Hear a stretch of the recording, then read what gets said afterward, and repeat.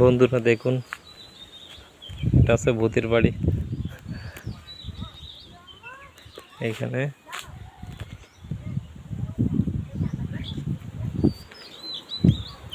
এই ভূতের বাড়ি আগে পড়েছিল দীর্ঘদিন, নতুন করে মাটি সাটি উঠে তারপরে ঘেরাবাড়ি দেওয়া হয়েছে। ওটা কিন্তু মেন রাস্তা, পামিয়ার থেকে বোগারপাড় যাওয়ার পিসি রোড, আর এটা আছে কাঁচা রোড, যেহেতু ভূতের বাড়ির এলাকা পাশ দিয়ে গেছে।